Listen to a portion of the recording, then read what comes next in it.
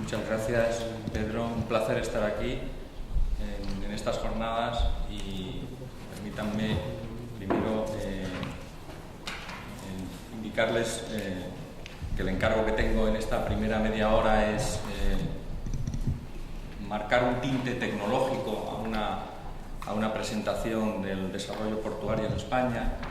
Creo que, bueno, desde el ámbito en el que trabajo como director técnico, pues cualquier pregunta de cualquier tema, no solamente puramente tecnológico, pues estaré encantado de contestarla y de abrir un debate si acaso es necesario.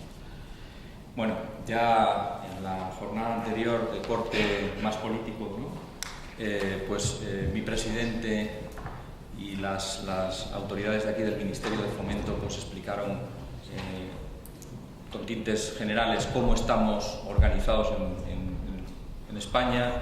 No voy a entrar en más análisis de este, y lo único es reflejar como punto de partida de la presentación el modelo de gestión que nosotros tenemos implantado en los puertos. Como saben ustedes, para que se hagan una idea, hace 30 o 40 años muchas de las grúas que estaban en los puertos eran inmovilizado material, es decir, propiedad de las autoridades portuarias, y los gruistas que manejaban esas grúas formaban parte de la plantilla de las autoridades portuarias. Hace 30 o 40 años esas autoridades portuarias no se llamaban autoridades portuarias, se llamaban juntas de obras de puerto, estaban regidas por una ley del siglo XIX cuya vigencia se mantuvo durante casi un siglo o más de un siglo, y en aquellos tiempos las juntas de obras tenían una fuerte dependencia central de la Administración Central del Estado de Madrid, y estaban encargadas fundamentalmente en materializar en forma de infraestructura marítimo-portuaria las consignaciones presupuestarias que les venían dadas desde la centralidad, unido a algún ingreso que poco a poco se iba obteniendo con cargo a unas tarifas propias del puerto. En el año 92, cuando nos transformamos en autoridad portuaria, además de desarrollar infraestructura marítimo-portuaria básica, diques de abrigo, contradiques, dragados, las principales alineaciones de los muelles que son considerados públicos, rellenos y en general todos los espacios comunes en los puertos, se nos asignó a las autoridades portuarias un papel de regulador y de líder de una oferta integral de servicios portuarios.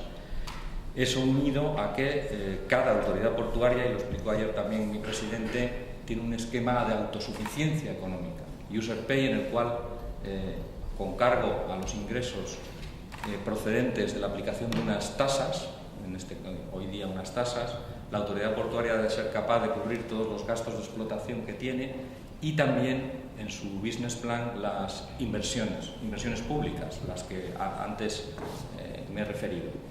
Con lo cual, el modelo en realidad es un modelo de user pay, en el que el cliente, el usuario del puerto, el buque más el propietario de la mercancía o los pasajeros, pagan prácticamente todos los costes inherentes a los diferentes elementos portuarios, fundamentalmente los que desarrolla y gestiona la autoridad portuaria. Entonces, la autoridad portuaria, poco a poco, y en general en todos los puertos españoles, hemos pasado de aquel puerto Toolport, en el que la misma entonces Junta de Obras prestaba todos los servicios, tenía todos los recursos a su cargo, a un modelo landlord en el cual digamos que provee suelo, desarrolla esas infraestructuras y luego deja abierto el espacio y las infraestructuras para que las empresas privadas, en régimen de licencia o autorización y también de concesión en su caso,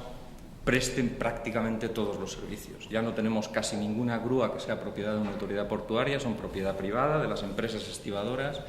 Los gruistas también son de unas sociedades privadas totalmente, cuyo capital está en manos de las empresas privadas, y cualquier tipo de servicio, pilotaje, practicaje, aquí le llamamos practicaje, remolque, amarre, manipulación de mercancías, servicios al pasaje, consignatarios, transitarios, almacenistas, está prestado por empresas privadas. Con lo cual lo que tenemos es una amalgama, una comunidad portuaria muy rica, muy compleja, muy variada, con un espectro muy amplio de agentes públicos, privados, encargados de desarrollar de prestar cada uno el servicio que tiene encomendado.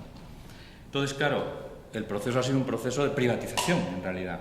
Aquí en España estamos un poquito más avanzados que lo que está, por ejemplo, Francia, que tiene una ley de privatización que se puso en vigor en el año 2008, con lo cual allí están ahora mismo en este proceso de conversión del dual port al landlord, pero estamos mucho menos privatizados que, por ejemplo, Inglaterra, que desde el año 92, desde la época de Margaret Thatcher, gran parte de sus puertos son absolutamente privados, incluyendo el suelo. Es el único país de la Unión Europea, en general del entorno europeo, en el que el dominio público marítimo terrestre es privatizable, totalmente es vendible el suelo, con lo cual ahí, pues por ejemplo, el puerto de Felixstowe es un puerto totalmente privado en la medida en que la compañía que explota ese puerto tiene propiedad sobre el suelo, desarrolla todas las infraestructuras básicas, pone a disposición la superestructura y los equipos necesarios para prestar los servicios y, por supuesto, presta directamente los servicios. Con lo cual, tenemos en Inglaterra un ejemplo de puertos absolutamente privados, sin régimen concesional, operando en propiedad. Bien, nosotros no, nosotros tenemos un papel del Estado presente en diferentes niveles de la administración, en el desarrollo portuario. He querido destacar en esta transparencia tres papeles muy básicos. Uno de ellos es que regulamos en el sentido de favorecer la máxima competencia, de permitir el libre acceso de las empresas que cumplan unas determinadas condiciones a la prestación de esos servicios, pero eso entendemos que ha de estar regulado, no desregulado. Y luego, por otro lado, pues tratamos de marcar unas directrices básicas de planificación. Obviamente, la Administración central influye no solamente en lo que es el desarrollo básico de los puertos, en este caso en España, influye decisivamente también en su conectividad terrestre, en los accesos terrestres por carretera, por ferrocarril que tienen los puertos. En la medida en que influye en esa conexión puertos-sistema de transporte terrestre, pues estamos marcando el devenir, el futuro de los puertos, influyendo incluso en su propia competitividad. Y por último, somos facilitadores, entre otras muchas cosas, del desarrollo tecnológico. Es decir, incentivamos a las empresas a que incorporen nueva tecnología, innoven, y para ello tenemos varios mecanismos, de manera que mejoren su productividad, mejoren sus rendimientos y con todo, conjuntamente autoridad portuaria, empresa, pues ganemos todos. Es obviamente el sector privado quien finalmente es el operador, quien presta directamente los servicios, quien implanta esa tecnología, digamos, incentivada desde el sector público. Nosotros desde hace 8 o 10 años tenemos en vigor una comisión de I+D+I entre las autoridades portuarias que tiene ya un diagnóstico muy avanzado de las necesidades de I+D+I en todas las áreas temáticas del sistema portuario de interés general. Ahí ven, digamos, un reflejo de lo que puede ser gráfico esas necesidades de I+D+I. Tenemos desarrolladas actividades y también en marcha muchos proyectos, pero sobre todo es interesante ver que cuando a las autoridades portuarias se les pregunta por las prioridades, entonces sí se generan una serie de gaps importantes entre lo que se desarrolla realmente en materia de I+D+I y lo que de alguna manera se está demandando porque hoy día tiene una ausencia de desarrollo. Y ven ustedes, nosotros tenemos una gran tradición en tecnología asociada a las infraestructuras. Sin embargo, nos demandan del sector público, de las autoridades portuarias, más promoción en el desarrollo tecnológico asociado a servicios portuarios, por ejemplo, a la integración del puerto en la cadena logístico portuaria, a las tecnologías de la información y las comunicaciones, es decir, al desarrollo de una infraestructura que reduzca toda la burocracia, toda la tramitación administrativa que haya asociada a la cadena marítimo-terrestre, y también a cuestiones incluso medioambientales, que cada vez son más y más exigentes en el ámbito portuario. Si nos referimos a los primeros elementos, suelo e infraestructura, que están muy de la mano de la autoridad portuaria, pues tenemos un mecanismo de planificación del desarrollo de las infraestructuras casi prácticamente todas las autoridades portuarias tienen estas figuras que ven ustedes aquí en la imagen, un plan estratégico en el que, de un diagnóstico del posicionamiento del puerto en el contexto socioeconómico en el que está y en las condiciones de mercado en las que compite, pues lo que hacemos es marcar, contestar a la pregunta qué es lo que queremos en el futuro con este puerto. Lo queremos especializar completamente, lo queremos diversificar, queremos darle una conectividad de manera que tenga el mayor alcance posible en el hinterland, con especial atención al ferrocarril, etcétera, etcétera, etcétera. Y el plan estratégico, bueno, la mayor parte de las autoridades portuarias lo tienen, muchas están pues justo ahora, justo después de la crisis o en estos momentos de recesión, renovándolo, porque eso nos ha supuesto un cambio de orientación estratégica muy importante en muchos puertos. Y luego, a continuación, ya marcadas las líneas estratégicas en ese plan, pues lo que hacemos en cada autoridad portuaria es realizar un plan director, que es dibujar, es el master plan, es dibujar el puerto, la configuración física del puerto esperable a 15 años. Aquí es donde ya empezamos a hacer uso de los modelos numéricos y de los ensayos físicos, como los que ustedes mismos han podido ver, creo que ayer, ¿no? en el CEDEX, ¿no? En el Laboratorio de Puertos y Costas, en el CEPIC. Nosotros demandamos mucho ensayo, pues, de maniobra de buques, de agitación en las aguas abrigadas, etcétera, etcétera, para delimitar la mejor configuración posible, esperable, de un puerto y en lo que es el ámbito del plan director. Y a continuación, todos los años, revisamos lo que se llama el business plan de una autoridad portuaria. Cada autoridad portuaria, al tener un esquema de autosuficiencia económica, pues funciona con unos criterios finalmente de rentabilidad. Nosotros, con los ingresos procedentes de las tasas, que al final están basados fundamentalmente en la previsión de tráficos y en la previsión también de atracción de iniciativa privada hacia el área portuaria, en forma de concesión y autorización, etcétera, etcétera. Con todo eso tenemos que proyectar a futuro un desarrollo posible desde el punto de vista económico-financiero, con la capacidad incluso de pedir, de endeudarse la autoridad portuaria dentro de ese proceso, y también sostenible, es decir, que marquemos una directriz que favorezca en general la sostenibilidad, ya no solamente del desarrollo portuario, sino de la movilidad de las mercancías y de los pasajeros en un sistema de transporte de interés general como el nacional. Y por último, todo eso se convierte en proyectos. Cada uno de los proyectos tiene un informe vinculante de Puertos del Estado. Las autoridades portuarias son las que las elaboran, siguiendo unas recomendaciones de obras marítimas que tenemos desarrolladas también desde hace bastantes años. Y Puertos del Estado lo que hace es un análisis final, ¿no?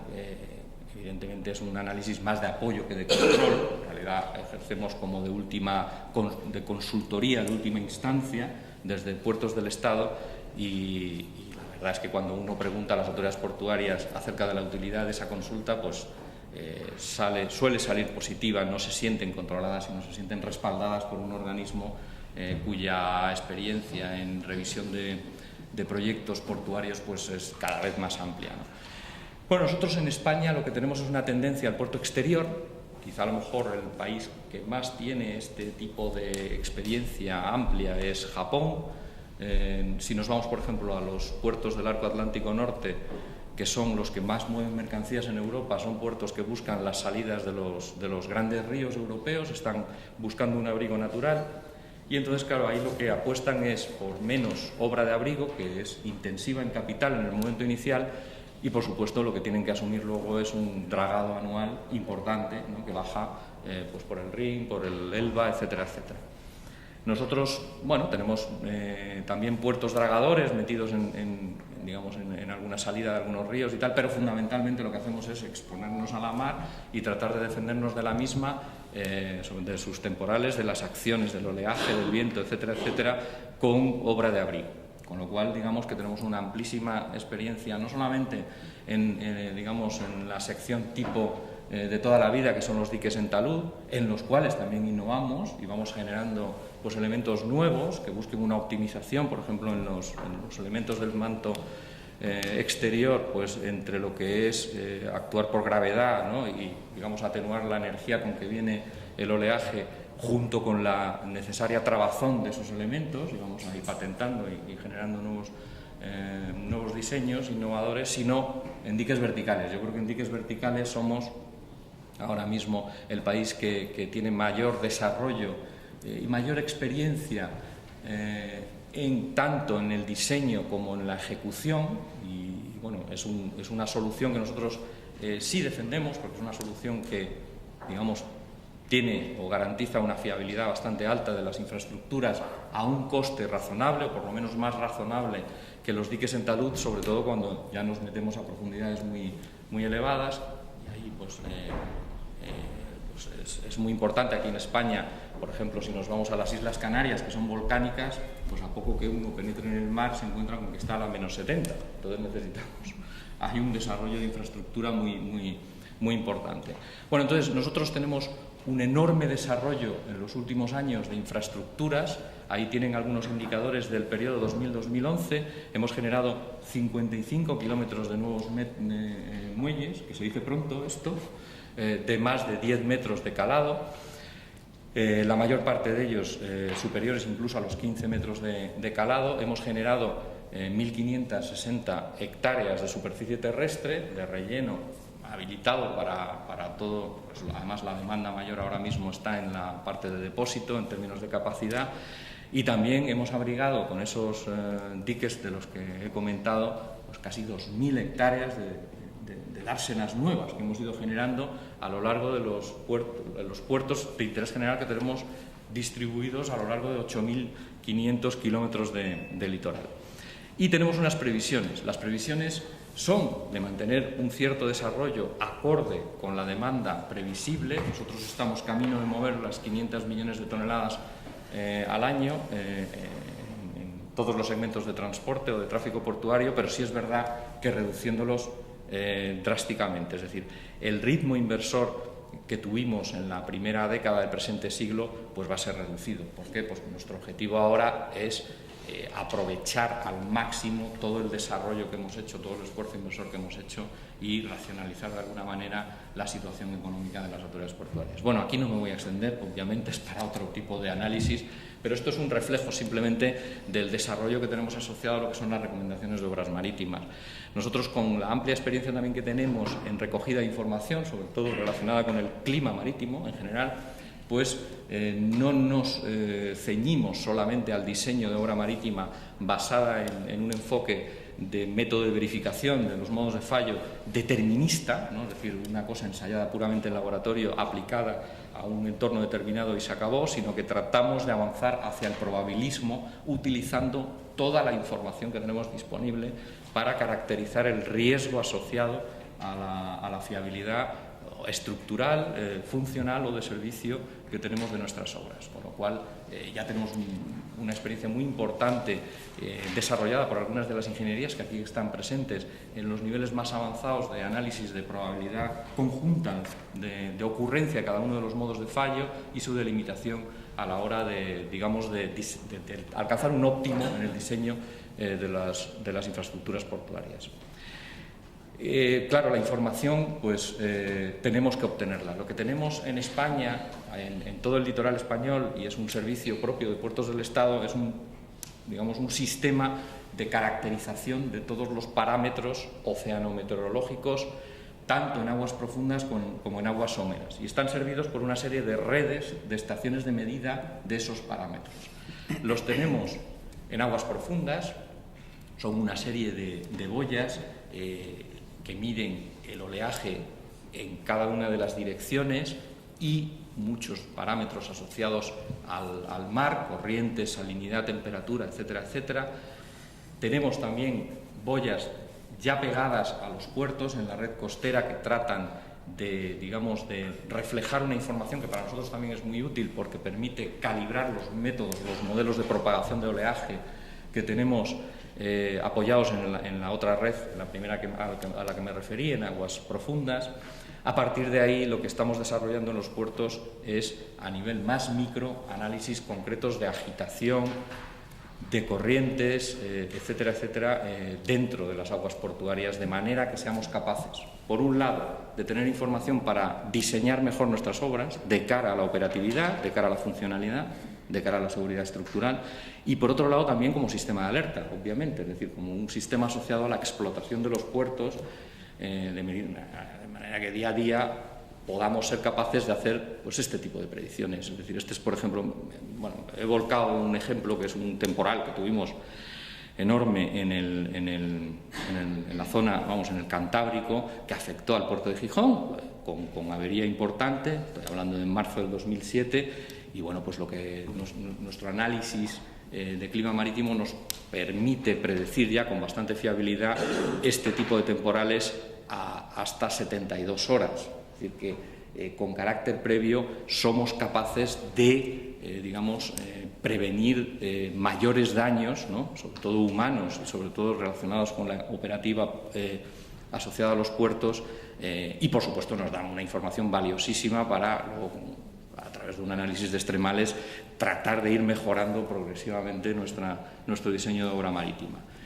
También tenemos monitorizados los comportamientos de determinados diques de abrigo en algunos puertos españoles, que significa que tenemos unos sensores de medidas de presión que los correlacionamos también con las medidas que tenemos de agitación o de oleaje o incluso de vientos, de manera que somos capaces de ir recalibrando métodos de verificación de modos de fallo de una manera pues, más eficiente. Y claro, a lo que nos tenemos que enfrentar ya no es solamente a una optimización pura de la fiabilidad estructural de nuestras obras, tenemos que enfrentarnos a ver cómo somos capaces de atender a la demanda de la mejor forma posible. Saben ustedes que, bueno, pues históricamente estamos al compás o al albur de las decisiones de los navieros en el ámbito marítimo, igual que en el ámbito terrestre, o sea, digamos, para el diseño de una infraestructura ferroviaria, para el diseño de una infraestructura por carretera. Sabemos que hay pues, una especie como de reglamento general o normas generales de las medidas máximas geométricas y las masas máximas del material móvil que va por esas carreteras y por esos ferrocarriles, de manera que somos capaces de compatibilizar a lo largo de un cierto tiempo material móvil con infraestructura, ¿no?, más o menos, en un cierto grado de equilibrio. Aquí, en el mundo marítimo, pues no hay un reglamento internacional, obviamente, que limite ningún tipo de porte de los buques. Son los navieros los que deciden esto en búsqueda constante de las economías de escala, que significa llevar un barco de gran tamaño, por ejemplo, los nuevos 18.000 TEUs que están a punto de salir de astilleros en Asia, ¿no?, los triple y entonces ahí los puertos pues tenemos que ir anticipándonos a esas decisiones que se enmarcan en un consejo de administración pues en Singapur, por ejemplo, o en Dinamarca, por decir alguna de los lugares donde efectivamente se toman.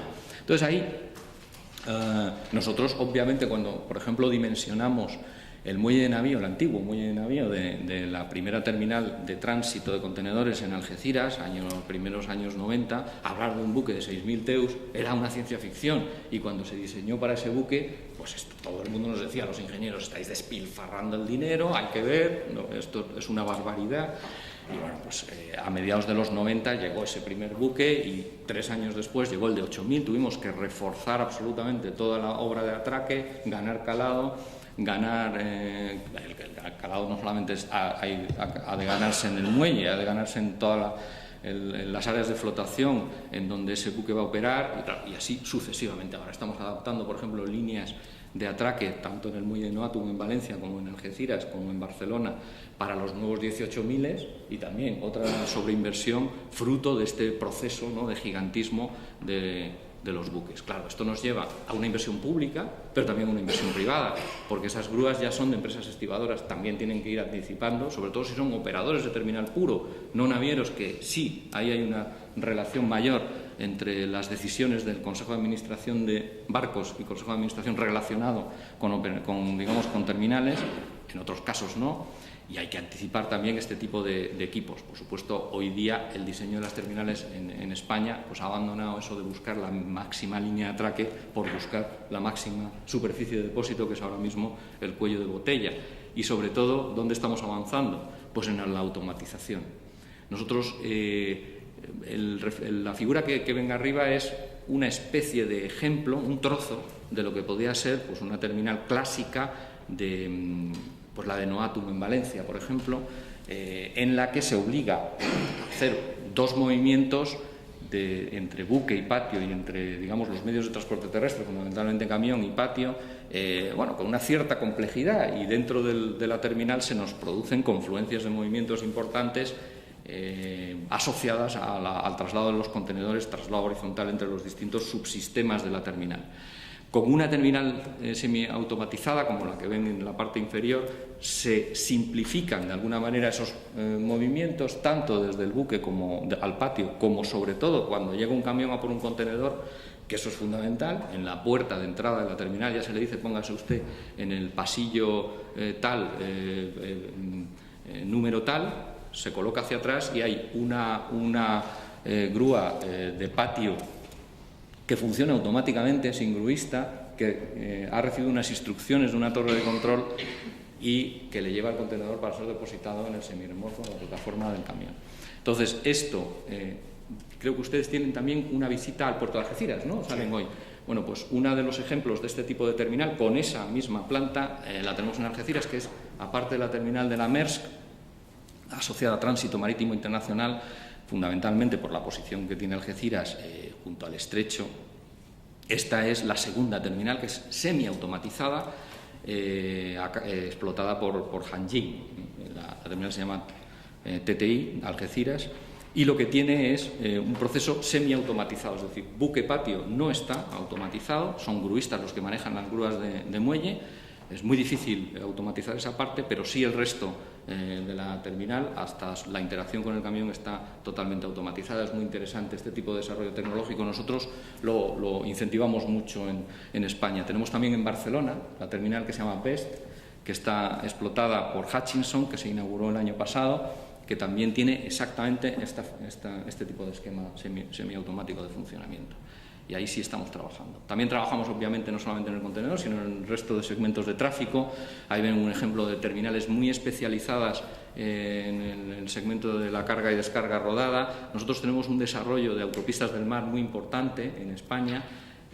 Saben ustedes que, bueno, nosotros desde el año 86, que nos firmamos el Tratado de Adhesión con la Comunidad Económica Europea, pues tenemos un fuerte movimiento, es acceder a un mercado de libre comercio, y en materia de mercancías tenemos un fortísimo movimiento de importación y exportación entre la península y el resto de Europa.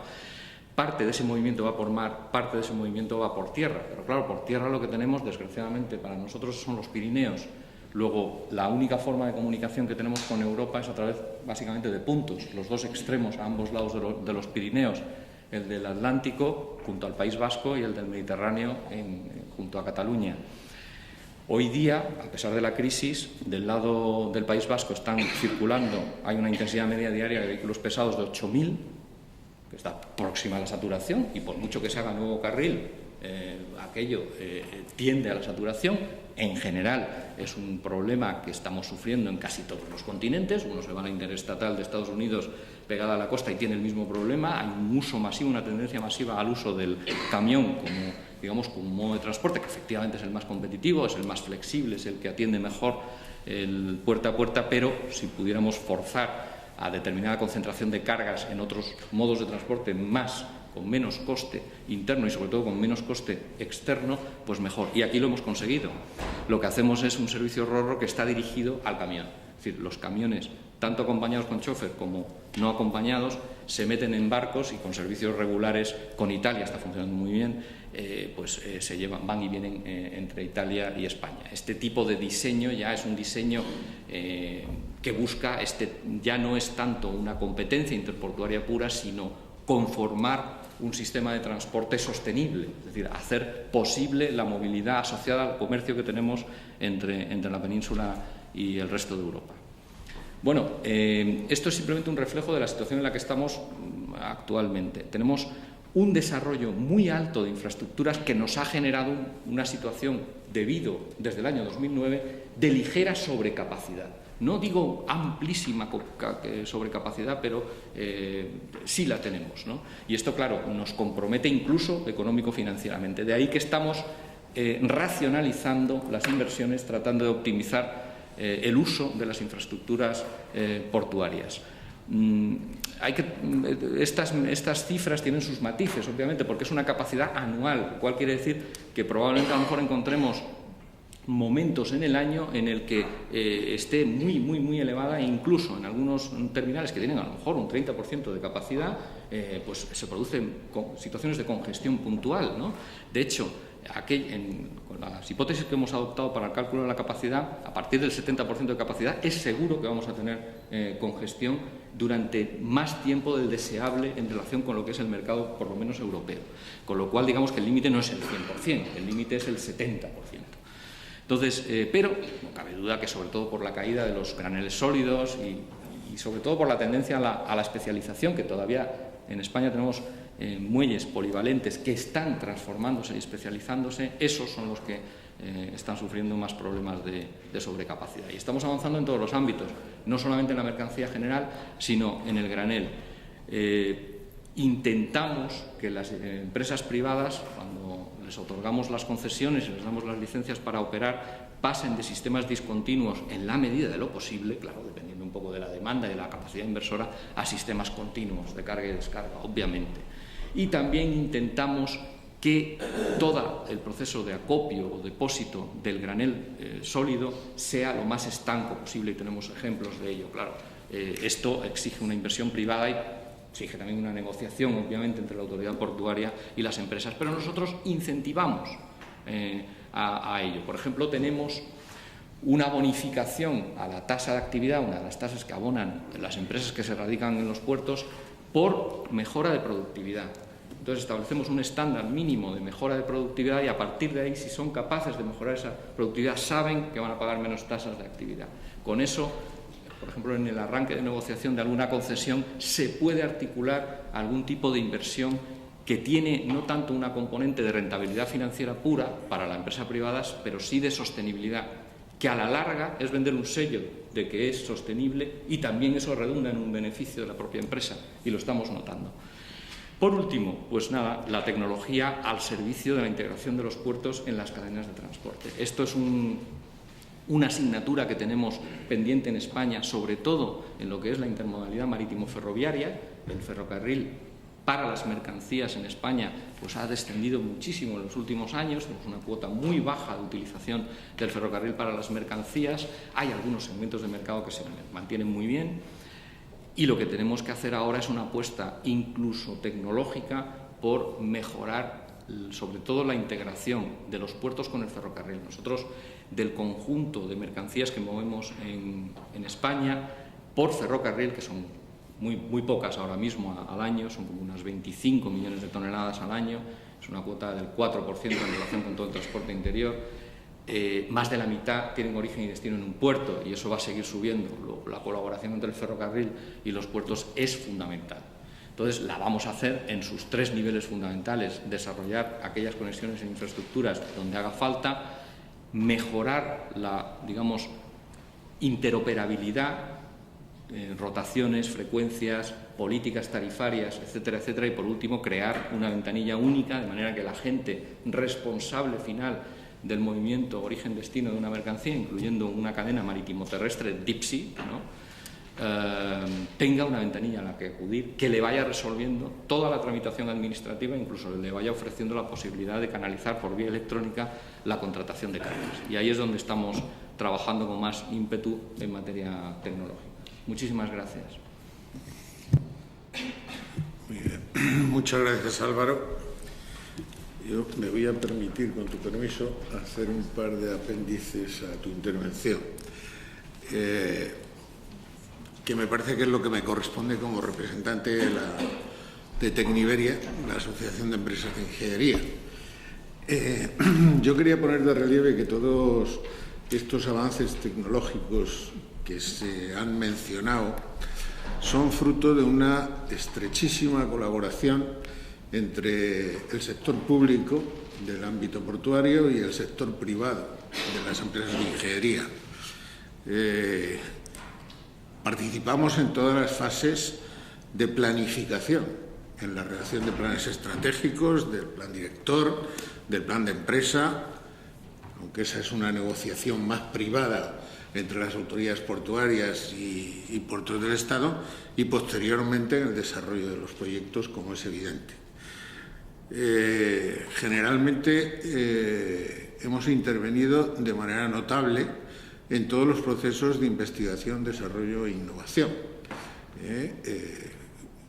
En este momento estamos retomando una colaboración entre el sector público y el sector privado en los proyectos de I+D+I, pero concretamente en todo el tema de modelización del oleaje, pues fue fruto de una colaboración público-privada, y se desarrollaron modelos que, a mi juicio, son modelos de última generación.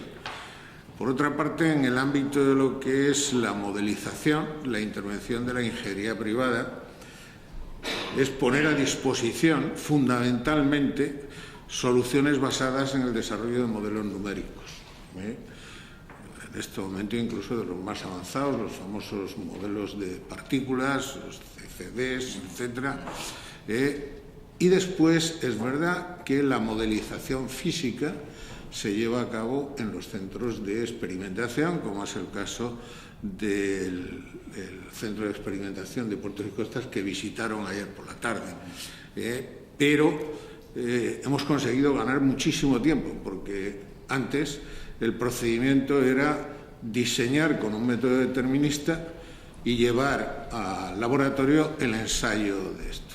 Hoy día nosotros podemos, a través de modelos numéricos, diseñar 50 soluciones en un plazo récord y solamente llevar una o dos a ensayar el modelo físico con el objeto de optimizar la solución definitiva. También quiero decir que nosotros hemos contribuido desde su origen en el desarrollo normativo de las recomendaciones de obras marítimas. De hecho, este proyecto nace liderado por Puertos del Estado, en aquel momento todavía Dirección General de Puertos y Costas, y nace con la colaboración de 3-4 empresas que en aquel momento consideró el sistema público que éramos capaces de apoyar y contribuir a ese desarrollo normativo. Y luego simplemente un apunte sobre el tema de la sobrecapacidad, que también fue mencionado ayer por el presidente de Puertos del Estado, Dice, a mí siempre que se habla de la sobrecapacidad se me suscita la pregunta de qué es antes, si el huevo o la gallina. Porque claro, si no tienes capacidad de oferta, en un momento de necesidad no tienes posibilidad de dar respuesta a las necesidades que se generan. Evidentemente, pues una sobrecapacidad en algún momento puede resultar en un extracoste. Lo que pasa es que yo estoy en contra de definir eso como un gasto. Yo a eso le califico inversión. Y invertir siempre es bueno. Entonces, es una opinión, por si acaso luego después tenemos oportunidad de debatir.